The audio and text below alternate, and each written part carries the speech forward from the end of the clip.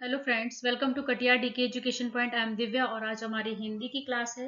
Hindi pedagogy के questions की practice करने वाले हैं हम। ये क्लास आपकी सीटेट पेपर 1 और पेपर 2 दोनों के लिए। तो चलिए क्लास को शुरू करते हैं। पहला क्वेश्चन है आपका, निम्नलिखित में से कौन सा निपुण भारत के अनुसार बुनियादी साक्षरता व गणित बोध का विकासात्मक उद्देश्य है। तो बेटा आपको बताना है कि इसमें से कौन सा निपुण भारत के अनुसार बुनियादी साक्षरता व गणित बोध का विकासात्मक उद्देश्य है। पहला क्या है, बच्चे प्रभावशाली पाठक बने, बच्चे प्रभावशाली संप्रेषक बने, या फिर बच्चे प्रभावशाली लेखक बने। फोर्थ ऑप्शन है आपका, बच्चे ध्यान से सुनने वाले श्रोता बने। तो बेटा कौन सा ऑप्शन आपका करेक्ट होगा, बच्चे प्रभावशाली संप्रेषक बने। क्या बनाना है हमें, इसका उद्देश्य क्या है कि बच्चे जो हैं वो प्रभावशाली संप्रेषक बने। ऑप्शन नंबर बी आपका जो है बिल्कुल करेक्ट हो जाएगा। आगे बढ़ेंगे हम। एक से अधिक भाषा का ज्ञान भाषा कक्षा में शिक्षक के ऊपर एक बोझ बन जाता है। यदि बच्चे को एक से अधिक भाषा का ज्ञान है तो क्या टीचर के ऊपर वो एक बोझ के जैसे काम करेगा। नवीन कक्ष में सीखते समय शिक्षार्थी को उसके समनुरूप करता है। नवीन कक्ष में सीखते समय शिक्षार्थी को उसके समनुरूप करता है।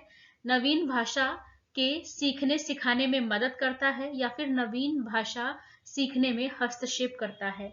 यदि किसी बच्चे को एक से अधिक भाषा का ज्ञान है तो वो क्या करेगा, नवीन भाषा को सीखने सिखाने में मदद करेगा आपकी। तो क्या करेगा, मदद करेगा। ऑप्शन नंबर सी आपका बिल्कुल करेक्ट हो जाएगा। क्या करेगा बेटा, ये हेल्प करेगा। अगला क्वेश्चन है आपका, द्विभाषी बच्चे या दो भाषा जानने वाले बच्चे किसी से बात करते समय प्राय एक भाषा के शब्दों का प्रयोग करते हैं। तो इसे क्या कहेंगे, संकेत बदलना कहेंगे, बहुभाषिकता कहेंगे, संकेत मिश्रित करना कहेंगे, या फिर दक्षता स्तर कहेंगे। ये मैंने बहुत डिटेल से समझाया बेटा, ये वाले पॉइंट मैंने आपको इतने डिटेल से समझाए हैं। कोड स्विचिंग क्या है, कोड मिक्सिंग क्या है, मैंने बहुत डिटेल से समझाया है। क्या है बेटा, कोई बच्चा जो दो भाषा जानता है लेकिन किसी से बात करते समय वो एक ही भाषा के शब्दों का प्रयोग कर रहा है। मतलब आप किसी से बात कर रहे हैं, आपको हिंदी भी आती है, इंग्लिश भी आती है, लेकिन या कोई भी दो लैंग्वेज ले लें आप, और आप किसी से बात करते समय एक ही भाषा के शब्दों का इस्तेमाल कर रहे हैं, तो आपने क्या किया है, स्विच किया है। कौन सी, एक ही भाषा पर। तो उसको क्या कहेंगे, कोड स्विचिंग।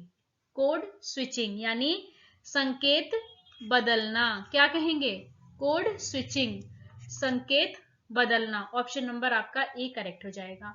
बेटा कोड मिक्सिंग क्या होता है, संकेत मिश्रित करना क्या होता है, कि जब कोई व्यक्ति बात करते समय दो भाषा के शब्दों का इस्तेमाल कर रहा है। कोई एक वाक्य बोला उसने, लेकिन उसमें उसने कुछ बात हिंदी में बोली, फिर इंग्लिश का शब्द ला दिया, फिर हिंदी में बोलने लगा, फिर इंग्लिश। तो क्या कर रहा है वो मिक्स कर रहा है, शब्दों को मिक्स कर रहा है। तो उसे क्या कहते हैं, कोड मिक्सिंग। लेकिन एक भाषा से दूसरी भाषा पे ही आ जाना, मतलब फिर एक ही भाषा के शब्दों का इस्तेमाल करना, मतलब आप स्विच कर गए, उसको क्या कहेंगे, कोड स्विचिंग।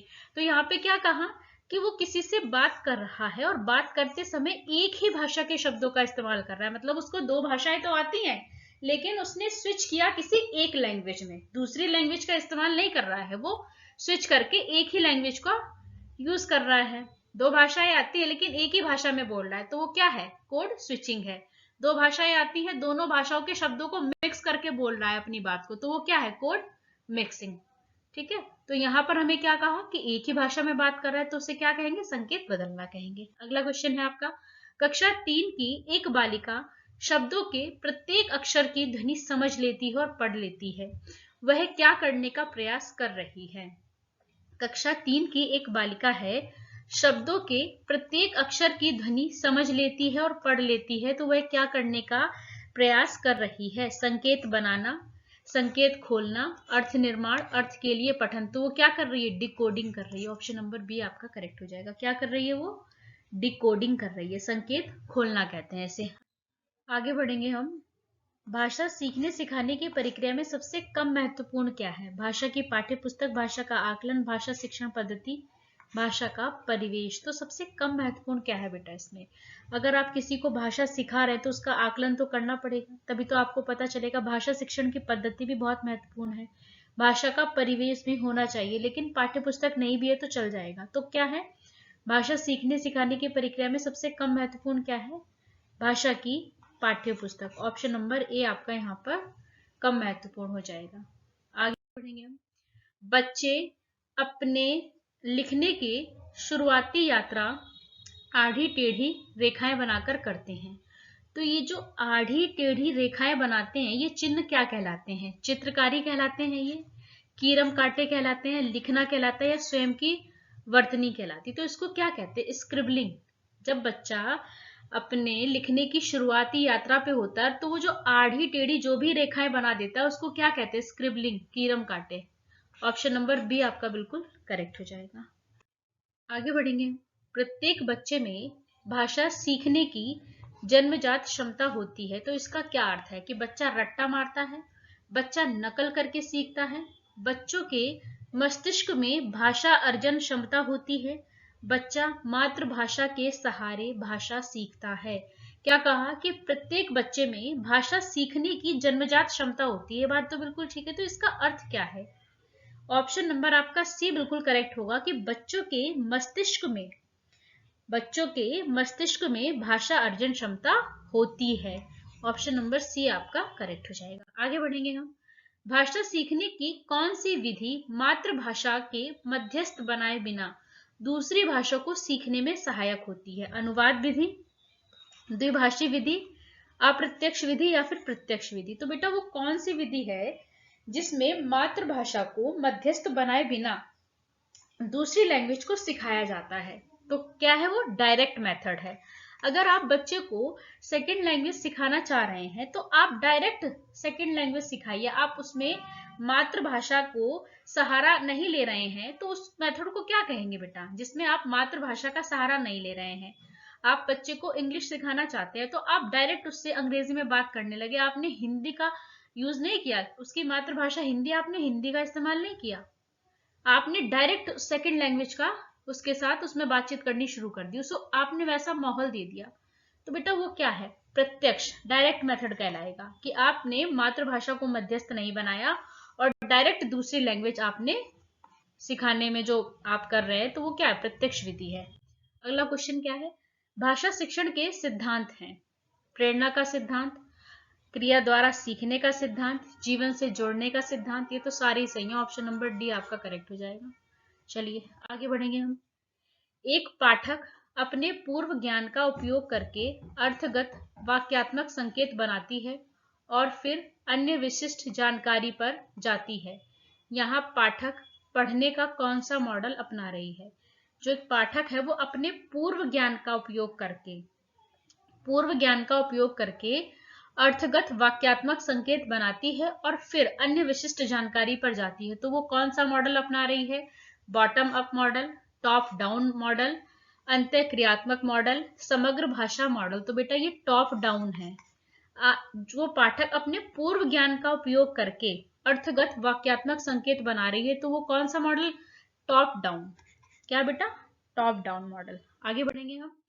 एक दादी नानी अपने घर में छोटे बच्चों को पुस्तकों से कहानियां पढ़कर सुनाना पसंद करती हैं। इस तरह से वह उन्हें पुस्तकों व नए विचारों से परिचित करवाती हैं और बच्चे भी इस प्रक्रिया में सक्रिय रूप से संलग्न रहते हैं। इस तकनीकी को किस रूप में जाना जाता है? सस्वर पठन, मॉडल पठन, साझा पठन या समभाषिक पठन। तो इसको क्या कहेंगे? समभाषिक पठन। ऑप्शन नंबर डी आपका बिल्कुल करेक्ट हो जाएगा। आगे बढ़ेंगे हम। किसी भाषा कक्षा में कहानी कथन की आवश्यकता संदर्भ में कौन सा तर्क उचित नहीं है? जो गलत है वो पूछा गया है। सभी बच्चों को भाषा सुनने का परिवेश मिलता है। सभी बच्चों की क्षमता को ध्यान में रखते हुए यह उचित नहीं है। बच्चों को शब्द भंडार के विकास के अवसर प्राप्त होते हैं। सभी बच्चों की क्षमता अनुसार कल्पना शक्ति का विकास होता है। तो इसमें क्या रहेगा? इसमें क्या पूछा है कि कौन सा सही नहीं है? किसी भाषा की कक्षा में कहानी कथन की आवश्यकता संदर्भ में कौन सा सही नहीं है? ऑप्शन नंबर बी क्या है बेटा? कि सभी बच्चों की क्षमता के अनुसार यह उचित नहीं। ये बात तो बिल्कुल गलत है और आपसे गलत ही पूछा गया था, तो इसलिए यही आपका करेक्ट आंसर हो जाएगा। आगे बढ़ेंगे हम। भाषा शिक्षण में अनिवार्य है। मानक भाषा पर बल, समग्रतावादी दृष्टिकोण, विशेष आवश्यकता वाले बच्चों के साथ भिन्न व्यवहार, वर्तनी संबंधी गृह कार्य। तो भाषा शिक्षण में अनिवार्य है। क्या अनिवार्य है बेटा भाषा शिक्षण में?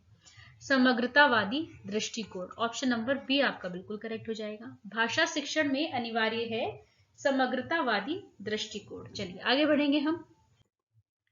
भाषा सीखने का व्यवहारवादी दृष्टिकोण डैश पर बल देता है। भाषा सीखने का व्यवहारवादी दृष्टिकोण किस पर बल देता है? अनुकरण पर, रचनात्मकता पर, भाषा प्रयोग या फिर अभिव्यक्ति। तो बेटा किस पर बल देता है? व्यवहारवादी दृष्टिकोण किस पर बल देता है? अनुकरण पर। ऑप्शन नंबर ए आपका बिल्कुल करेक्ट हो जाएगा। अगला क्वेश्चन है आपका, प्राथमिक स्तर पर कौन सा भाषा शिक्षण का उद्देश्य नहीं है? कौन सा नहीं है? अपने द्वारा कही गई बात की तार्किक पुष्टि करना, भाषा का सृजनशील एवं कल्पनाशील प्रयोग करना, रचनाओं के माध्यम से विभिन्न विषयों से जुड़ना, भाषा संबंधी व्याकरण को पूर्णतः कंठस्थ करना। बेटा कंठस्थ करना तो कभी सही हो ही नहीं सकता, तो आपसे क्या पूछा था? गलत। तो ऑप्शन नंबर डी ही गलत है, इसीलिए ये आपका करेक्ट आंसर हो जाएगा। कभी भी रटना, कंठस्थ करना, परिभाषाएं याद कराना, ये हमेशा नेगेटिव होते हैं बेटा, ये कभी सही नहीं होते पेडागोजी में, तो ये ध्यान रखना। इसने क्या कहा कि भाषा संबंधी व्याकरण को पूर्णतः कंठस्थ करना, तो ये तो कभी सही हो ही नहीं सकता। और यहाँ पे आपसे क्या पूछा था कि जो उद्देश्य नहीं है, जो गलत है वो पूछा गया था, तो यही नहीं है। ऑप्शन नंबर डी गलत है, इसलिए ये करेक्ट हो जाएगा। तो यहीं पर हमारे 15 क्वेश्चंस कंप्लीट होते हैं। वीडियो अच्छी लगे तो लाइक करें, शेयर करें, चैनल को सब्सक्राइब करें। Thanks for watching this video.